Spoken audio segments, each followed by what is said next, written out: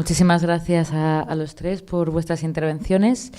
Yo creo que han surgido cuestiones interesantes para pensar y para seguir tirando de cada uno de los hilos. Sí me gustaría, si la gente básicamente lo que creo que sería interesante es que la gente que estáis en la sala, pues, hagáis, digamos, planteéis vuestras perspectivas, hagáis preguntas y de este modo, pues lo que hagamos es un debate en la media hora que me queda. Así que os cedo la palabra y os animo a ella.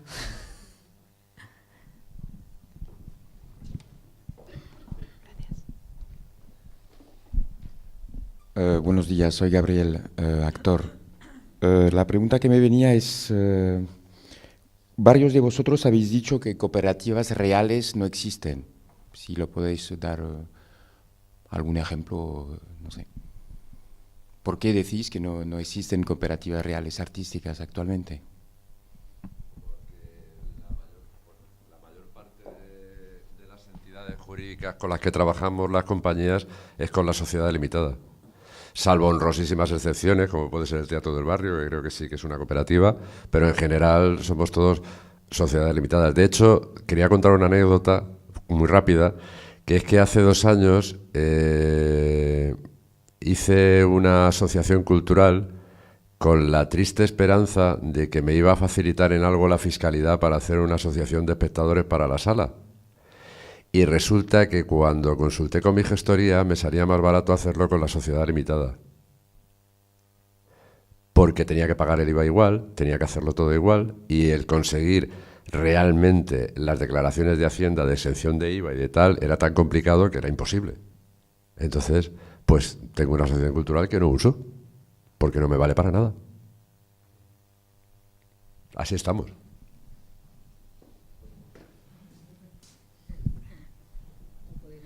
Claro, no, pues yo puedo. Yo levanto la mano, después cojo el micrófono. Hola, yo soy Pacheco, de Compañía de Teatro Sin Fin, también somos socios de Artemaz, compañero Antonio, y tengo que reivindicar una cosa, es decir, nosotros también somos SL, Sociedad Limitada, pero de facto somos una cooperativa. Es decir, trabajamos como una cooperativa a la hora de producir, a la hora de crear.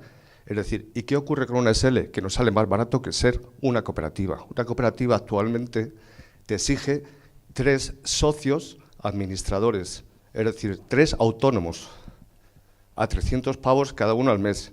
Es decir, nosotros antes éramos 2 socios solidarios y hemos quitado un socio solidario. Es decir, para pagar solamente un autónomo, imprescindible para poder fiscalizar.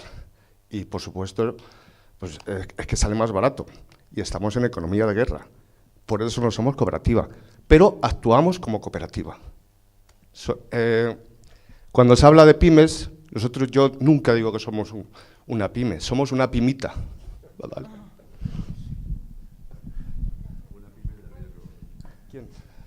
¿Tú? Déjame, Duero. ¿Tú quieres hablar? Sí, voy a ser de repelente. En realidad es desinformación, no es cierto.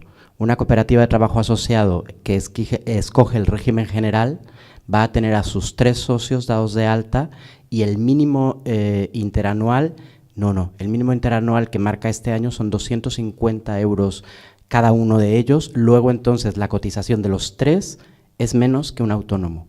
Es desinformación. Sí. Para tener una cooperativa tienes que tener 3 socios. Si la cooperativa es de trabajo asociado, tú vas a escoger un régimen general o régimen de autónomos. Si escoges régimen general, tú tendrás la cotización de la jornada que trabajes. Hay un mínimo anual, sí, la base de cotización, hay un mínimo anual que todos los años sale por febrero y ronda los 250, 260 euros como sueldo mínimo de cada uno de ellos. Y tú pagarás de seguridad social el 38% de esos 200. Está calculado prácticamente así. La suma de la cotización por cuenta ajena de los 3 socios básicos equivale normalmente a un poquito menos que el autónomo que te exigen en una SL como administrador. Es desconocimiento. Sí, seguro. Sí, yo sí lo sé. Sí, seguro. Sí, seguro. He sido partícipe de una cooperativa hace años, en los años 90. Sí, perdón. He sido partícipe, éramos 9 socios, ¿vale? En otro sector, que no era el artístico, y los 9 socios pagábamos esto.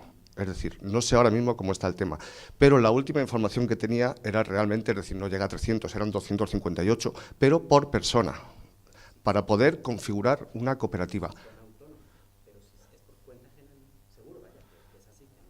Sí, sí, sí, no te lo puedo rebatir, ¿no? Lo que es que hay muchos tipos de cooperativas, pero la cooperativa de trabajo asociado, donde se escoge el régimen. La cooperativa de trabajo asociado, donde el régimen al que nos acogemos es el régimen por cuenta ajena, tú vas a cotizar el tiempo que trabajes, el tiempo efectivamente cooperativizado. Y hay un mínimo anual, o sea, no pueden ser 100 pavos, hay un mínimo, incluso si la jornada es reducida, y se marca todos los años, y ese mínimo normalmente está calculado, intuyo yo, sí, y que la suma de los 3 socios básicos terminarían aportando a las arcas de la Seguridad Social el equivalente a lo que una sociedad limitada aportaría con su administrador. O sea que los seguros sociales vendrían a estar repartidos entre 3, con la salvedad de que están cotizando por cuenta ajena, o sea, esto es, tienen paro, tienen jubilación, es una cotización buena. Pero dudo una cosa, es decir, la base de cotización es según lo que pagas después a la Seguridad Social. Si tú pagas de base de cotización 250, va a cobrar ese trabajador el sueldo 250, que es la base de cotización. Eso es la Seguridad Social, eso es lo que vas a pagar a la Seguridad Social. Pero ¿cómo vas a cobrar 250 euros? Es decir, eso es, para esa economía ya estamos en otra economía de guerra. ¿Me explico?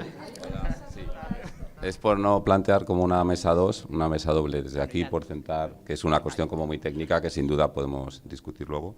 Yo soy Javier, trabajo desde una asociación cultural muy vinculada a las artes visuales, pero también a las escénicas, sobre todo de prácticas performativas y relacionales. Y bueno, por centrar el debate, se deduce que hay como 2 problemas fundamentales, es decir, las prácticas con las que trabajamos no tienen nada que ver con las formas jurídicas con las que nos vestimos, es decir, con el traje, más que un traje que nos siente bien, que sea nuestra talla, es más una camisa de fuerza que no nos permite prácticamente movernos. Entonces, la transición entre lo conceptual, lo formal y lo jurídico sería una cuestión de la mesa, cómo hacer esa transición, no solamente en términos de imaginario hacia el público, sino en términos jurídicos hacia lo político. Y luego hay un tema que habéis tocado, que lo has enunciado tú, Antonio, al principio, que es la forma de concurrir. ¿Cuál es la puerta de la subvención? Si tradicionalmente en el Ministerio había una diferencia, por ejemplo, en Bellas Artes, entre las asociaciones culturales sin ánimo de lucro y las empresas, en los laboratorios que se han llevado a cabo en el Media Lab, donde se ha hablado de gobernanza, de subvenciones públicas, concurrir no es competir, etcétera, las puertas no se han pensado tanto desde la forma jurídica, sino desde la práctica. Es problemático, o sea, esto ya es una pregunta hacia la mesa, es decir, ¿pueden concurrir las empresas, las cooperativas, las asociaciones culturales, es decir, el profit, el non-profit, las empresas con diferentes niveles de facturación, cooperativas con diferentes niveles de escalas, pueden competir en una misma puerta porque sus prácticas son coincidentes, es decir, porque es un proyecto de investigación, es una residencia artística, es un espacio con una programación estable? Es decir, sabéis que las ayudas para el Ayuntamiento de Madrid, que Alberto tú también has participado, tú Vanessa también, están planteadas en 7 líneas muy diferenciadas, pero se está pensando en que la concurrencia, es decir, la puerta de la concurrencia ya no es la forma jurídica, sino la práctica o el proyecto específico. Entonces, mi pregunta es, en vuestra opinión, ¿la puerta para concurrir es la forma jurídica, la práctica o el proyecto específico? Son 3 puertas muy diferentes. ¿Y cómo resolver esa duda o esa contradicción a la hora de que todos concurramos?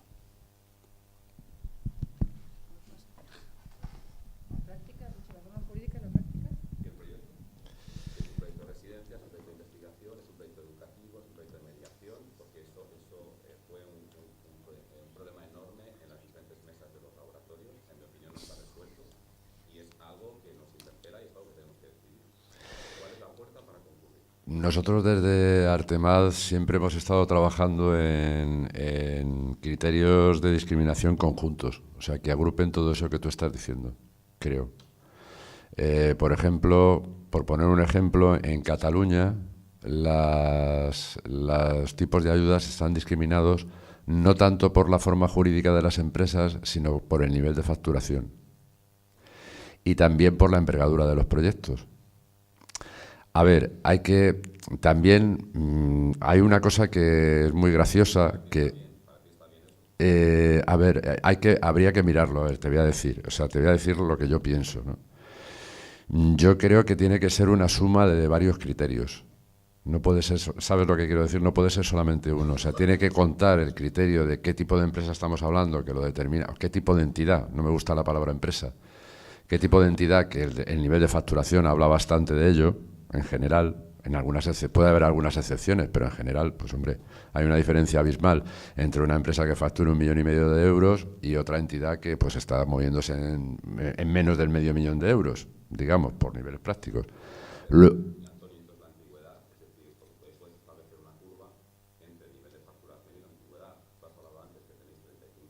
Sí. O menos, sí.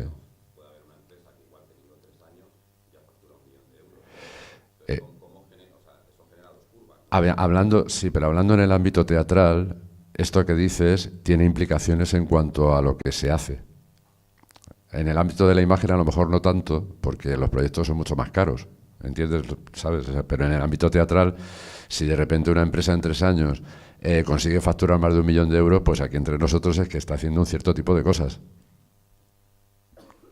Que es raro que sea en investigación y, en fin, es raro. Puede ser, pero no es lo más normal.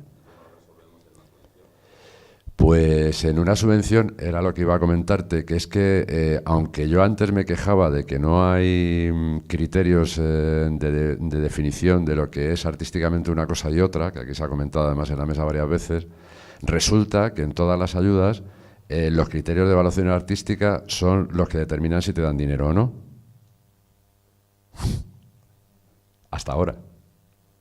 Hasta ahora, en todas las convocatorias que yo me he leído, que me he leído muchas, y que me corrija algún compañero si me equivoco, no hay ninguna convocatoria objetiva. Es decir, siempre hay un apartado de valoración, que es valoración artística, que según la valoración que la comisión te dé, entras en el saco de los que tienen dinero o no. Entonces, a lo que voy es que criterios de valoración objetivos es muy complicado establecer, pero sí se puede acotar bastante. Por ejemplo, un problema para hacerlo solo por proyectos. Un problema puede ser, tú dices, imaginemos que estamos hablando de salas de pequeño aforo, ¿no?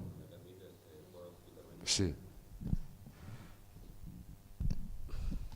Sí, pero es que cuando yo estoy hablando de puerta no estoy hablando de criterio de valoración, no estoy hablando de indicador. Es decir, la convocatoria tiene un marco general, una filosofía, se dirige a una comunidad, a unos solicitantes, tiene unos criterios de valoración sobre los cuales se toma la decisión. Yo hablo de la puerta, no hablo del criterio de valoración, la puerta. Es decir, porque, y lo planteo por la experiencia de estos 2 últimos años pasados, donde desde el propio ayuntamiento, desde el INJUVE, desde algunos elementos del Ministerio, hay técnicos que están en una posición de escucha y necesitan escucharnos, quieren aprender de nosotros y somos nosotros y nosotras los que les tenemos que ayudar para cómo acomodamos la forma en que trabajamos a esa idea de la subvención.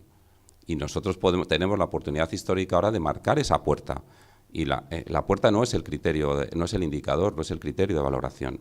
Es decir, seguimos no profit y empresas, lo hacemos por el tipo de proyecto, es decir, el proyecto específico que presentamos, porque es una investigación, porque es una residencia, porque es un programa de mediación en un colegio, o es por la práctica. Desde el comisariado, escénicas, visuales, comisariado, producción, escenografía, interpretación, investigación, es decir, son como 3 puertas muy diferenciadas, ¿no? Entonces, ese es un problema que tenemos y resolverlo es nuestra responsabilidad y creo que ahí está un poco la...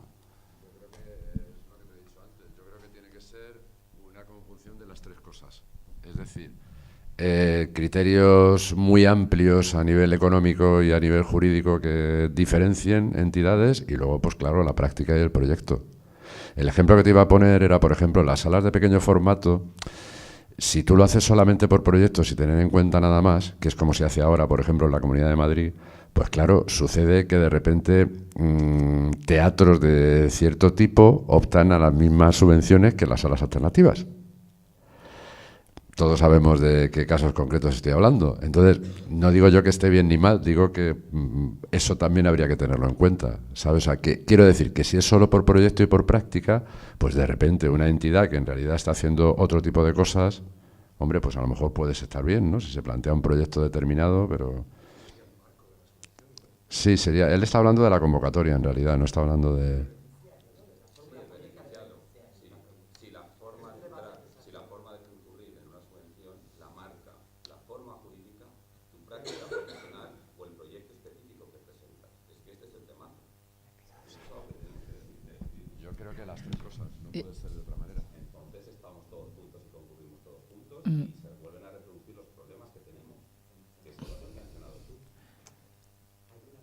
O sea, yo no tengo la solución, pero a mí me parece que es más interesante lo que se cierra que lo que se abre. Es decir, que haya un proceso de evaluación de cuando se producen esas anomalías, si de verdad la gente está a la escucha, es más importante que la frontera, determinar a partir de dónde la frontera, es decir, el dinero público, o lo que pasa es que también hay fundaciones que financian y ese es otro criterio, ¿no? Pero el dinero público en principio está o por un principio de subsidiariedad donde no llegas porque el tipo de cosas que haces no son comerciales, incluso no deberían serlo, o está bien que no lo sean y entonces hay que subsidiar, o bien porque se quiere fomentar cosas que no están sucediendo o para que sucedan más.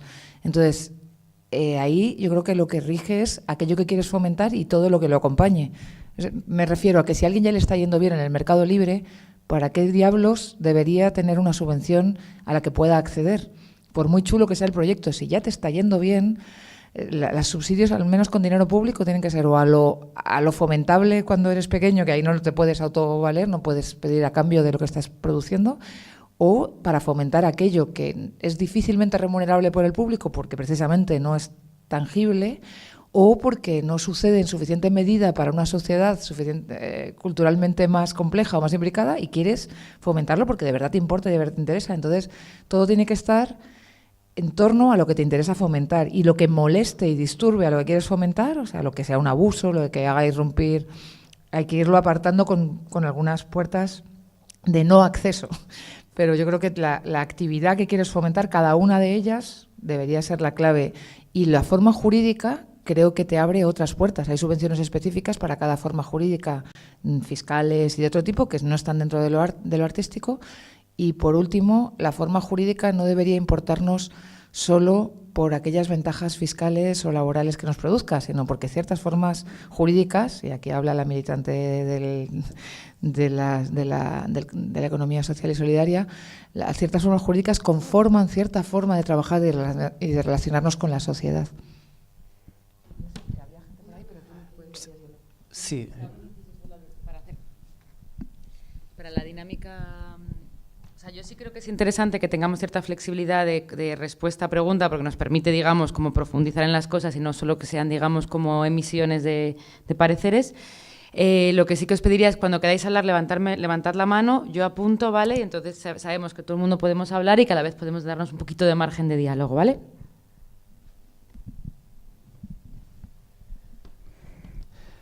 Que te destrozo todo. He sido, y pido perdón, deliberadamente árido, aparte de que estoy bastante espeso hoy en la intervención, porque el tema que nos ocupa es árido. Y nos encontramos con grandes bloqueos, incluso cuando empezamos a tener respuestas, ¿no? Y tú lo que planteas creo que va en esa línea. Yo hablaba un poco del ejemplo de las cooperativas, que levanta más preguntas en la interrelación de los problemas que hay asociados a ese problema o cuestión concreta. Y esto que tú planteas creo que es muy interesante porque me da la sensación de que va en la misma dirección. Incluso habiendo creado un marco para acceder a subvenciones dentro, además de un planteamiento muy atractivo que es el del ayuntamiento, me da la sensación, y con unas partidas presupuestarias potentes, una voluntad potente de, incluso habiendo creado un marco que pudiera recoger varias posibles entradas para acceder a esas subvenciones, para delimitar el campo del que estamos hablando, el terreno de juego y las reglas del juego, encontramos lo que diría nuestro Sócrates, una continua aporía, un continuo bloqueo, una continua pregunta ante lo que no hay respuesta. o se abren incluso preguntas más inquietantes cada vez, ¿no? Y vemos, nos encontramos ante una dificultad constante. Vuelvo a lanzar este ejemplo del Convenio 2000, que implicó un esfuerzo sostenido y continuo entre administraciones y sector para definir. Y definieron solo un sector pequeñito de la realidad y les quedaría seguro por definir. Me da la sensación, pues yo llevo bastantes años ahí tratando de escarbar. Fíjate, pero voy a hacer un par de puntualizaciones significativas sobre esto que planteas. Incluso sobre el tema de las cooperativas, en relación a esto, varios puntos comunes. Tanto las cooperativas y el debate que se planteaba entre los compañeros, como esta cuestión que está saliendo ahora sobre subvenciones, o lo que planteamos a las subvenciones de la Comunidad de Madrid, a la producción, ayudas a la producción, etcétera. Estamos, si lo miramos muy a vista de pájaro, estamos queriendo enfocar cómo las células culturales individuales, empresas, cooperativas, fundaciones, asociaciones, cómo pueden acceder a la recepción de fondos públicos. Y creo que hay una perspectiva mucho más amplia de la que nos tenemos que ocupar. Hay una serie de derechos que deben recoger lo que tiene que ver con el cobro, los trabajadores, las entidades, esas células, las entidades jurídicas, etcétera, o los proyectos, o las prácticas. Pero hay toda una serie de derechos, que es lo que planteaba también antes la compañera en su intervención, de el teatro en relación a la sociedad y la sociedad en relación al teatro. El teatro nace en Grecia para pasar nada menos de la tribu a la polis. Sin el teatro no se hubiera podido generar una forma democrática de gobierno que elimina el principio de la venganza y crea un principio de derecho igual a todos e impartido por el Estado. ¿Hasta qué punto tenemos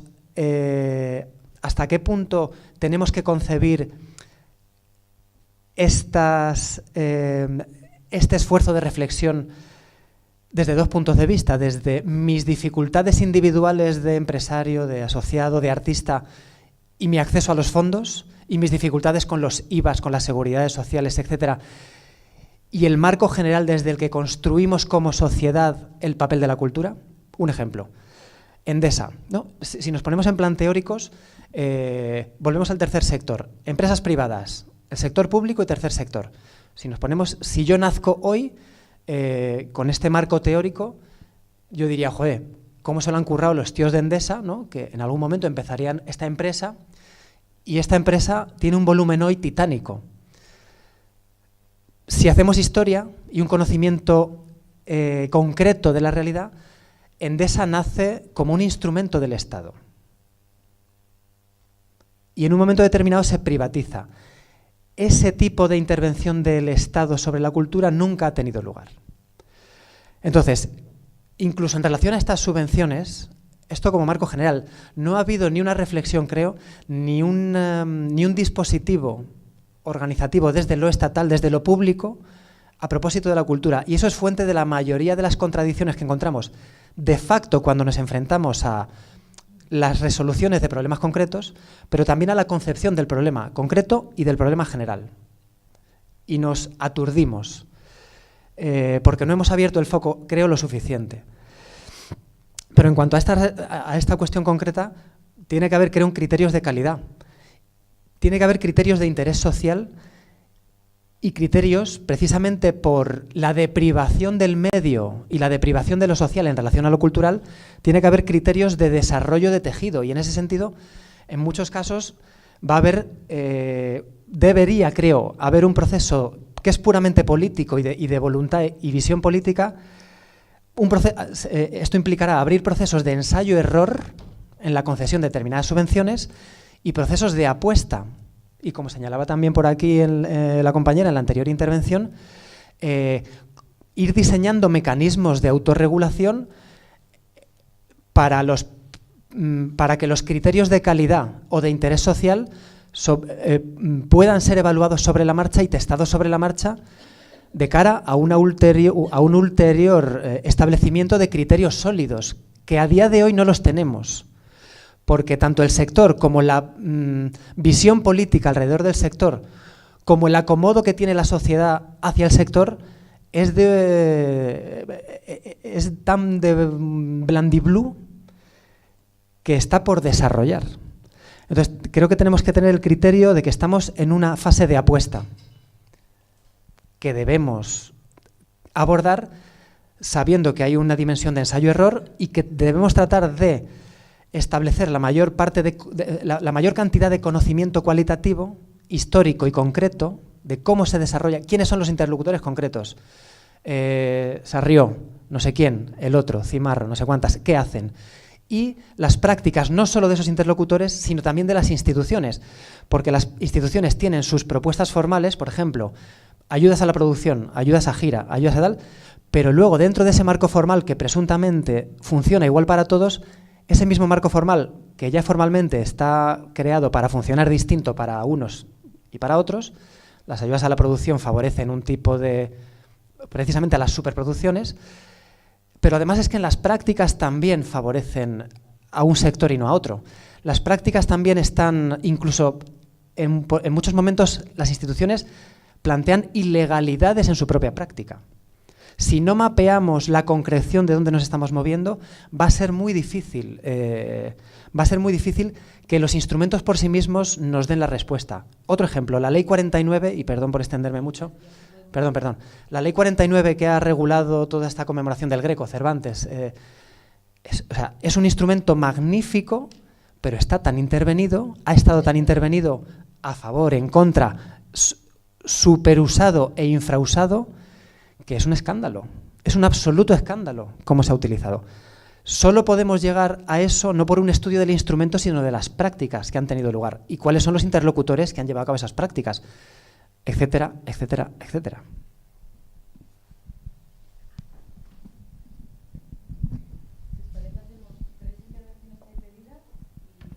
Gracias.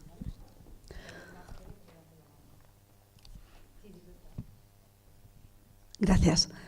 Bueno, soy Ana Ferreira, consejera ciudadana de Podemos en la Comunidad de Madrid, encargada de Cultura. Y lo primero, felicitar este espacio, que entiendo que lo que está apuntando precisamente es a lo que tendría que ocurrir a todos los niveles para que el arte y la cultura tuviesen en lo institucional un mensaje de parte de los propios artistas o de parte de las personas interesadas en el mundo de la cultura especialmente.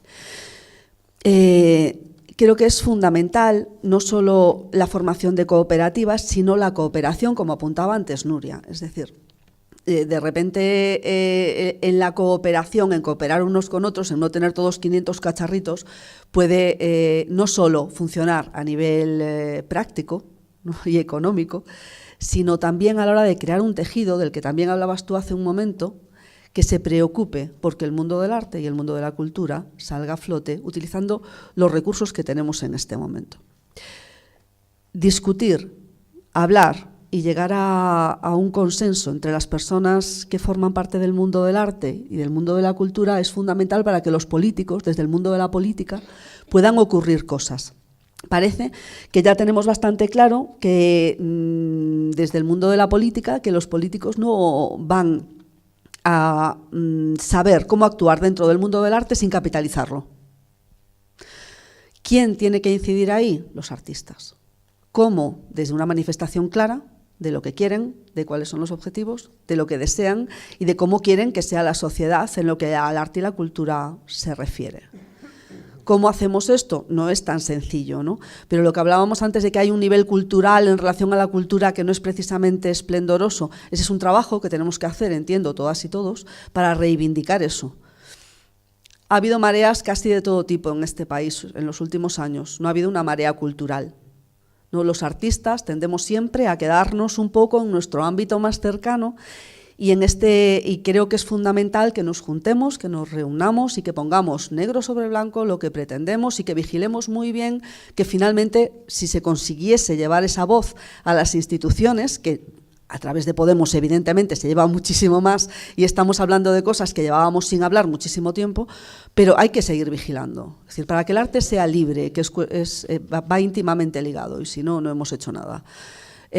traduzca el libre pensamiento de una sociedad y pueda crecer y desarrollarse, pues es evidente que hace falta tener a los poderes públicos también controlados. En este caso no tenemos nada controlado, ni tan siquiera el tema de las subvenciones, ni tan siquiera cómo se desarrolla el arte y la cultura en esta sociedad, así que muchísimo menos cualquier otra cosa.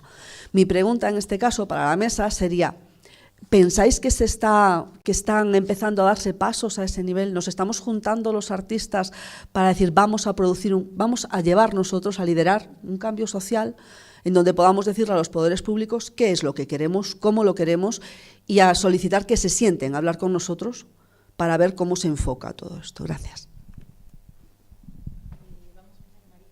Dime. Hola, soy Víctor de Sol y Tierra, también estoy en Artemat y en otras asociaciones. Yo quería hacer 3 aportaciones muy rápidas, ninguna pregunta. La primera, que he oído hablar por ahí, he oído comentar que no hay herramientas para la evaluación de la economía social. Sí que las hay. Está el mercado social en Madrid, está la red. Hay muchos economistas, bueno, varios economistas. Nosotros estamos auditados, Sol y Tierra, en los 3 balances, el social, el ecológico y el económico, y esas son herramientas que están ya. O sea, se audita muy fácilmente una empresa, igualdad entre salarios, acceso a la propiedad de los medios de producción de todos los trabajadores, transparencia absoluta en las cuentas, en fin, hay una serie de lineamientos que hay que cumplir. Esto por un lado, o sea, que ya hay herramientas que podemos practicar. Por otro lado, si queremos de verdad apoyar el tema de las cooperativas en los medios culturales y artísticos, yo creo que es muy importante, porque yo leí hace unos meses que de cada 19 sociedades limitadas se hace una cooperativa. Es decir, si no somos prácticos, además de la militancia, tenemos que ser prácticos y tenemos que dar herramientas útiles a los jóvenes que van a poner en marcha una cooperativa para que no caigan al abismo, ¿no? Y desde luego, yo no hablaría tanto de ayudas, sino como de menos presión fiscal. Nosotros pagamos un 21% de IVA, somos una empresa pequeñita y cada 3 meses unos 5.000 euros, así. Nos deja, vamos, la caja triturada. Y la seguridad social es un 33%, o sea que yo diría que las cooperativas, una manera de ayudarlas es, sobre todo el primer y segundo año, bajar las cuotas de la seguridad social, que ahora se podría hacer, claro, es algo a nivel nacional, pero se podría conseguir. Los 2 primeros años bajar al 50% y el IVA reducido de las cooperativas. No pagarlo. Bueno, eso sería muy duro. Bueno, es...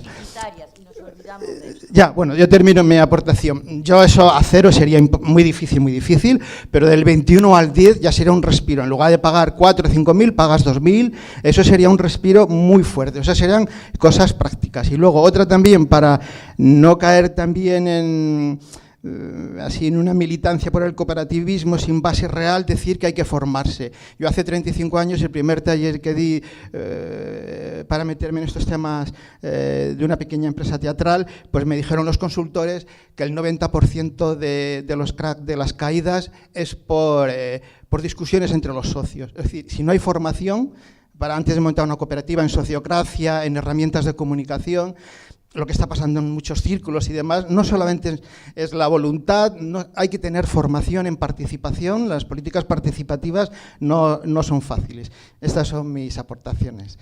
Y se me olvidaba lo último, en los últimos 20 años he estado en muchas mesas, algunas llegan a buen puerto y se consiguen cosas y en un 99% no se consigue nada. Es un proceso de indagación colectiva, avanzamos, reflexionamos, pero estaría muy bien cuando se ponen en marcha mesas que se fijen objetivos, seguimientos y evaluación de resultados. Un caso concreto sería en Fateda, cuando comenzamos a hablar hace 5 o 6 años de la grave crisis. Bueno, no hubo manera de bajar el IVA, los ayuntamientos estaban reduciendo en algún caso hasta el 90% los presupuestos, o sea, estaban cayendo las empresas, bueno, a decenas, ¿no? Y entonces, pues ideó Platea. Es algo concreto, práctico, pero se consiguió un objetivo, ¿no? Esto es muy importante, que seamos prácticos cuando nos reunamos y que nos fijemos, etapas, objetivos, porque si no, en fin, el tiempo es limitado y yo creo que debemos ser prácticos. Nada más.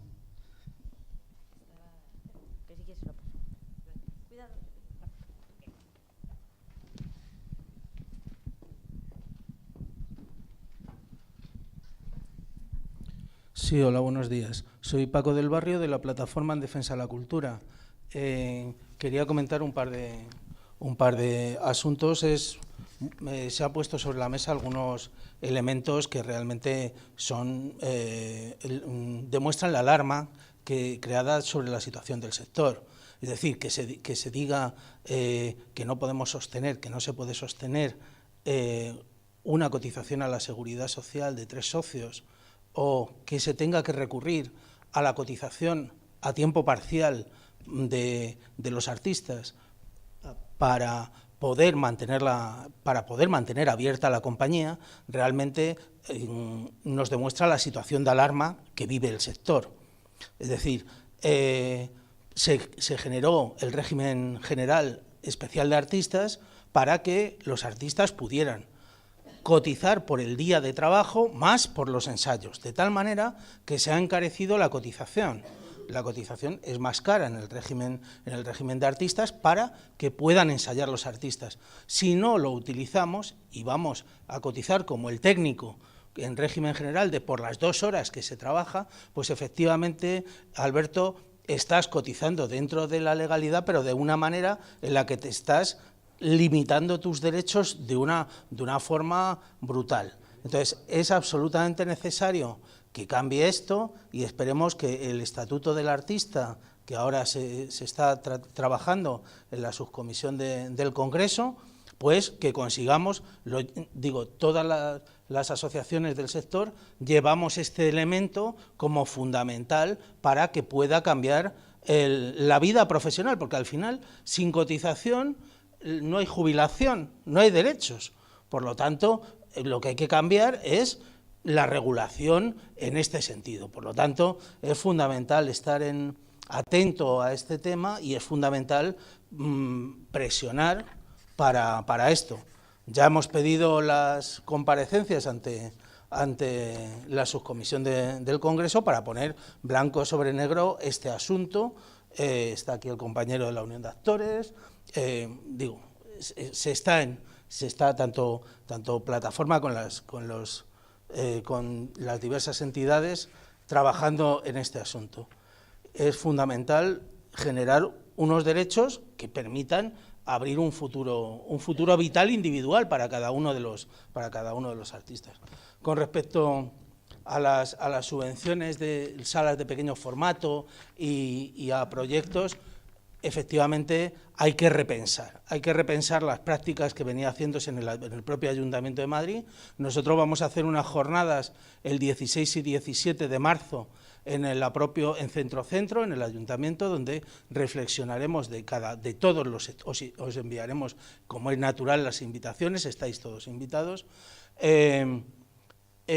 para reflexionar sector por sector, danza, teatro, cine, circo, artes escénicas multidisciplinares, libro, es decir, los 10 sectores, porque 2 años después de que hicimos el Congreso de la Plataforma en Defensa de la Cultura, queremos ver, allá donde se ha podido cambiar, que es en los ayuntamientos del cambio, si se ha producido el cambio o no. Y si no se ha producido, pedir claramente cómo creemos que debe manifestarse las nuevas condiciones. No podemos olvidarnos jamás del IVA. Hay que exigir la rebaja del IVA cultural, está asfixiando a toda la cultura, y yo creo que jornadas como esta lo único sirven fundamentalmente para dejar muy claro. Apoyamos la iniciativa de Unión de Actores de las cooperativas artísticas. Fundamentalmente entendemos que la compañía tiene que poder ser una cooperativa, que hay que buscar fórmulas para que la cotización de las compañías se adecúe a la producción y que no tengan que disolverse las compañías por falta de cotización. Es decir, esto hay que resolverlo. Igual que, por ejemplo, las cooperativas de gestión que han trabajado los músicos han sacado a 15.000 profesionales que están cotizando hoy en Madrid, la cooperativa de músicos asociados, para los bolos de fin de semana, y eso lo ha trabajado directamente las asociaciones de músicos, han creado esas cooperativas de gestión y están dando cobertura para que los músicos en el fin de semana que actúan puedan salir adelante y puedan tener una cobertura legal. Por lo tanto, a lo mejor no es el mejor sistema, debería haber otras fórmulas que pudieran dar resultado, pero creemos que son fórmulas que están sacando a la luz el trabajo de los músicos en los fines de semana y en los bolos, y que son útiles y tal. Apoyar completamente esta iniciativa que se ha hecho, porque creemos que es necesario que las compañías puedan tener en la fórmula cooperativa su vida. Gracias.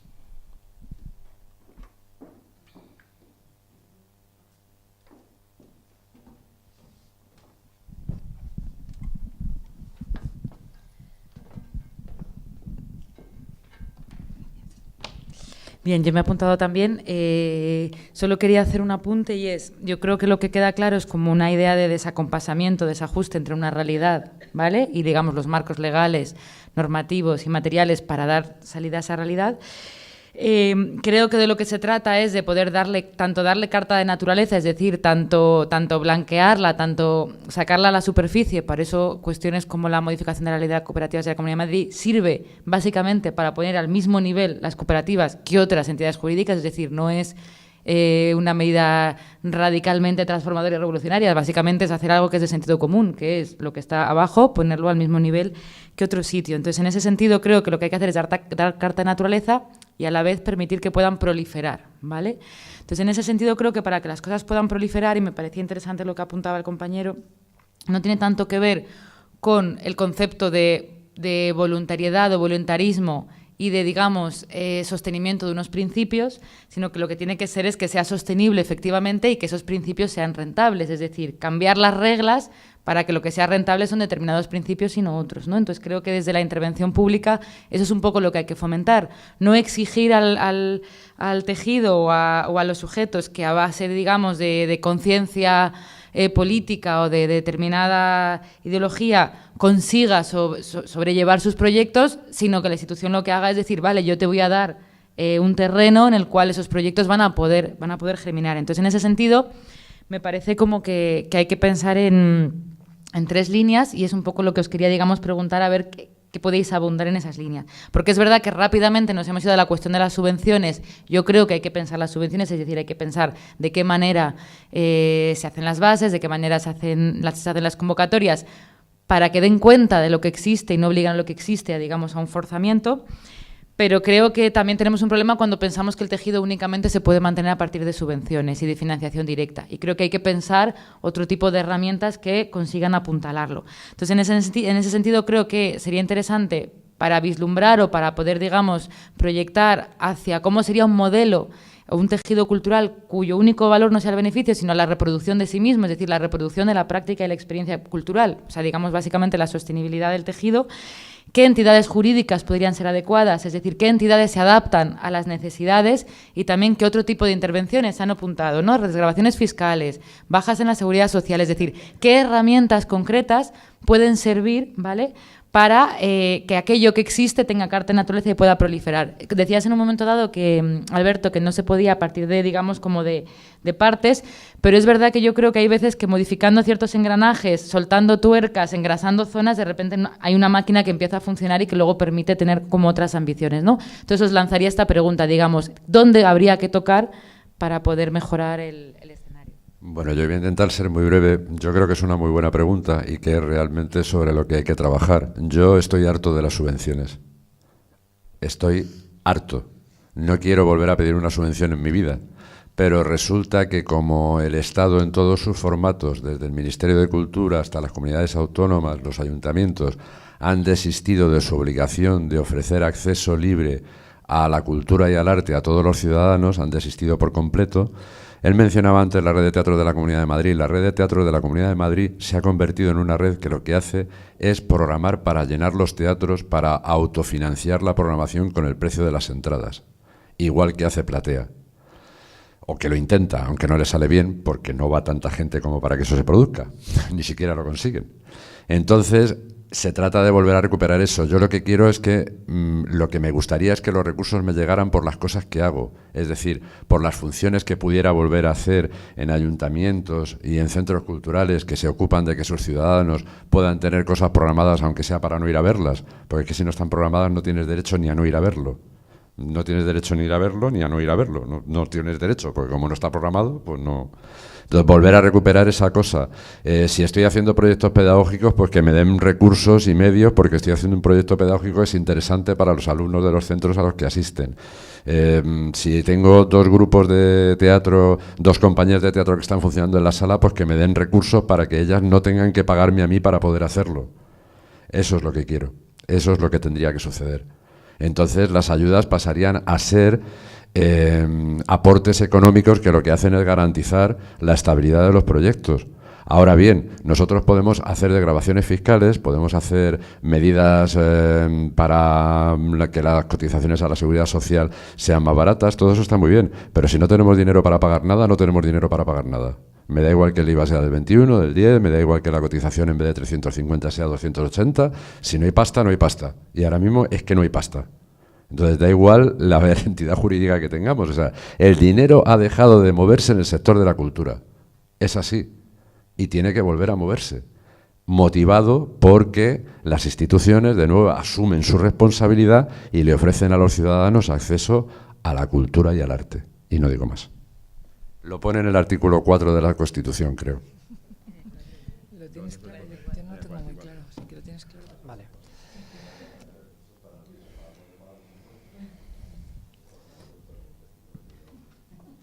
Sí, no, coincido totalmente con Jazmín, ¿no?